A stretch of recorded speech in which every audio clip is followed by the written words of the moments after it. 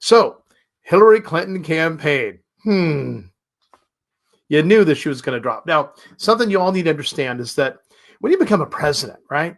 The first thing that happens is NSA sends a really cool special team.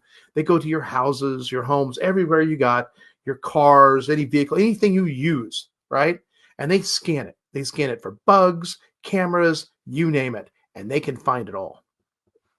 So they did that at Trump Tower. And lo and behold, they found a bountiful load of bugging equipment. Okay. And when Trump came out and said, well, they bugged Trump Tower.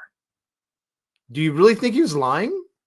No, he got a firsthand report from the powers that be, the very people that did the inspections. And then they do those inspections on the White House and various SCIFs, special compartmented information facilities. They scan all these things and they do it all the time. It's not like, once a month or once every 3 months. No. This is probably almost a daily thing, especially when people have been in certain areas. That is normal operating procedure. And that goes for their homes and their residences and what have you. They got to keep people safe. Don't need them with hidden cameras in their bedrooms and what have you. That's not right.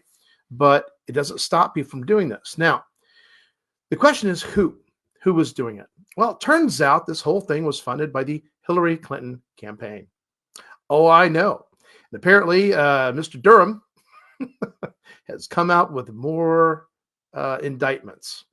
And this was reported on Fox. This was reported on a couple different agencies. And it was just a shock that they had so much information. Durham has been a busy boy, and he's doing the job. Thank you, God.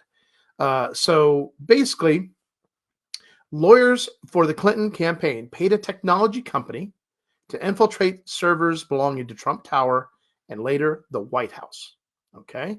Now, of course, this is all what they were trying to do is establish an inference or narrative to bring government agencies linking Donald Trump to Russia, which, by the way, the whole thing was just bogus, completely and totally falsified, fabricated, whatever. And basically, Special Counsel John Durham, he did this filing, and this is what he said in this filing. So he filed a motion in February 11th, focused on potential conflicts of interest related to the representation of former Clinton campaign lawyer Michael Sussman, who has been charged with making a false statement to a federal agent, which he did. He's guilty as heck. They got him. But Sussman has pleaded not guilty. Yeah, this guy, he's not going down without a fight because, well, they need a chance to help him unleash his earthly bonds before he really testifies. Well, here's my thought on this. If I was Durham and I had these people under my thumb with an indictment, well, chances are I already got all the information out of them I needed. All the testimony, all the signatures, you name it, you got it. Because you know that once this is in the wind, that makes them a huge target. So if Hillary Clinton's death squad is still out there, I suspect that Sussman maybe have limited days unless he's well protected. So hopefully he's protected. I just assume he'll be able to fully testify in court without using the video and all the other stuff they have for him. But so this indictment against Sussman says he told then FBI General Counsel James Baker in September of 2016, less than 2 months before the 2016 presidential election, that he was not doing any work for any client when he requested and held a meeting in which he presented purported data and white papers that allegedly demonstrated a covert communications channel between President Trump, candidate Trump, and his organization and the Alpha Bank, which is ties to the Kremlin. So that's basically, so he came up and said, oh, look, I found this information and no one's hired me to do this or anything at all. I'm not working for anybody. I thought you should bring it to your attention. That's what he basically did. What an idiot. They have documentation of him being fully paid from before that happened to well after it.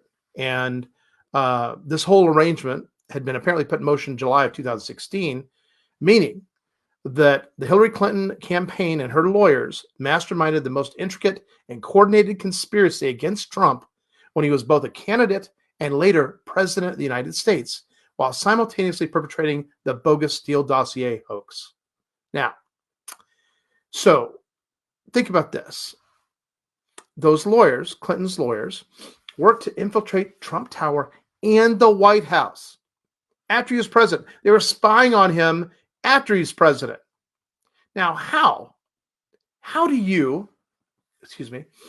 infiltrate Trump servers is one thing, right? But White House servers, how are you able to do that? I'll tell you how.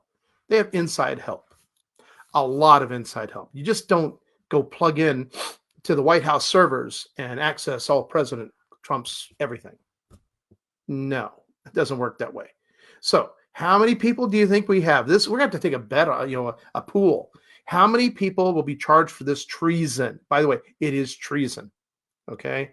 So, and then we're going to have to take a bet on how many people get the death penalty through this process, because I'm pretty sure that Sussman and all kinds of people are going to be singing like canaries on all this information. So stand by.